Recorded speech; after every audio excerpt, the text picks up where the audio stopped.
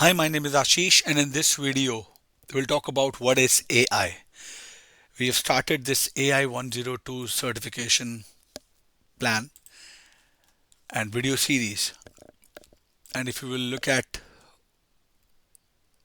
the official curriculum, it covers topics about what is AI, the Foundry tools, Microsoft Foundry developer tools, responsible, how to use AI responsibly. So I will cover each and every topic to make sure that we are covering all the topics that are present in the official curriculum.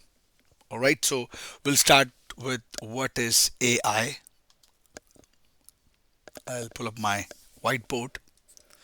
Okay, now what is AI?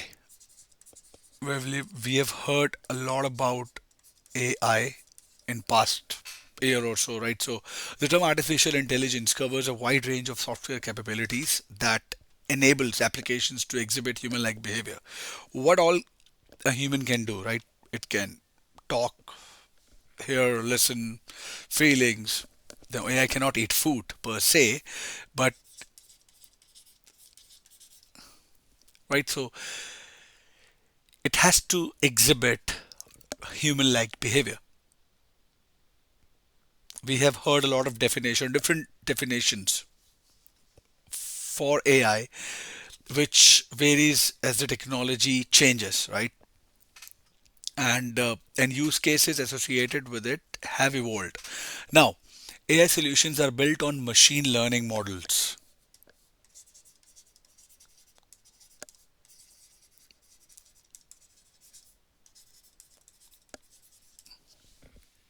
Okay, that encapsulates semantic relationship found in huge quantities of data, enabling applications to appear to interpret input in various formats, reason over the input data, and generate appropriate responses and predictions. Now, common AI capabilities that developers can integrate into a software application include, first of all, we'll talk about the Gen AI, right? We have Gen AI, we have the agents, we have the computer vision, we have speech. These are all the type of AI solution that programmers uses in their programs or applications, right? You have NLP, which is natural language processing. You have information extractions,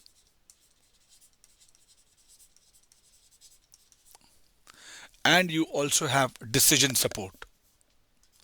It all depends what kind of program you are developing and you will use that type of service, right? So when it comes to Gen AI, it has the ability to generate original responses to natural language prompts. For example, software for a real estate business might be used to automatically generate property descriptions. Or if you are working on a troubleshooting or troubleshooting doc, you would develop a software that would answer general questions, right, related to that particular troubleshooting of that tool. Now we have agents. Now Gen AI application that can respond to user input or assess situations autonomously and take appropriate actions. Now you will say, point me to this particular document to troubleshoot this type of issue for this specific error on this specific platform, right? It would take an appropriate action and provide details about that specific questions that you're looking for, right? You would, if you can develop an application that generates the data from machines, right? So you would specifically ask for CPU usage on that particular device, not for all the devices that are present in your tenant. So agents would do the specific response, right, to your query. Now you have computer vision, you have speech. Now the ability to accept, interpret, and process visual inputs from images, videos, and live camera streams. Right? Now, the speech is the ability to recognize and synthesize the speech. And then you have NLPs, which is natural language processing. This is the ability to process natural language in written or spoken form, then analyze it, identify the key points, and generate summaries or categorizations. And then you have the information extractions, which is the ability to use computer vision, speech, and natural language processing to extract key information from documents, forms, images, recordings, and the other kinds of content. Then you have decision support, which has the ability to use historic data and learn correlations to make predictions that support business decision making. Right now, determining the specific AI capabilities you want to include in your application can help you identify the most appropriate AI service that you will need to provision. You might need all, you might need few of them. That depends upon how you want to, what kind of solution you're making.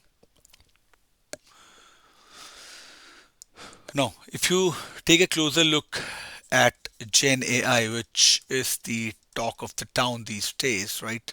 Most of the project use cases, the companies are asking you to, you know, make use of Gen AI and then incorporate in your day-to-day task to develop a solution or to automate a thing, right? How can you automate a process using Gen AI?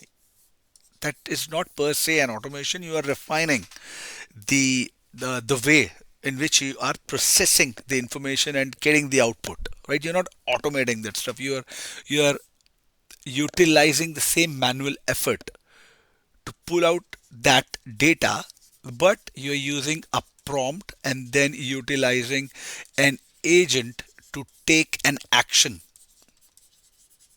right, on the specific thing that you wanted, right? You can define this as an automation. You can say the fine tuning or refinement of the task, or in a way you're pulling out that data. Okay, now Gen AI. Now, the Gen AI represents the latest advance in artificial intelligence and deserves some extra attention. Now, Gen AI uses language models. I'll mention LM here to respond to natural language prompts. Natural language processing is different, and then natural language prompts is different. Okay, now which enables you to build conversational apps and agents that support the research. They create the content for you and then task automation in ways that were previously unimaginable. You can integrate multiple things and automate to an extent which were not which might not be possible without Gen AI. Okay? For example,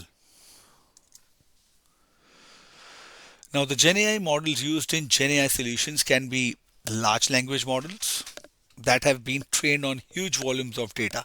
Remember, large language models, which is LLM, which are trained on huge volumes and data and include many millions of parameters, or they can be small language models, which is SLM.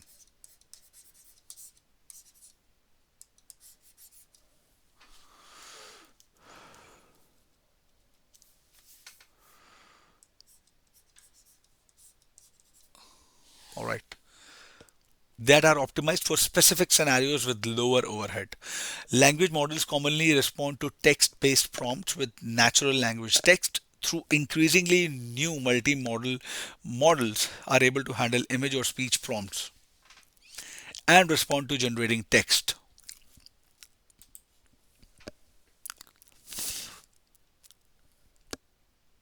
All right. So this is where we stop uh, this video, and next video we'll talk about other components that are available and that will be beneficial for you to understand in the process of studying for this particular exam. I hope this was informative for all of you guys. If at any point you think you did not agree with what I mentioned in this video, you can mention those things in the comment section and we'll see how we can make more videos explaining each of those things. All right, so I'll see you guys in the next video. Thank you. Have a good day.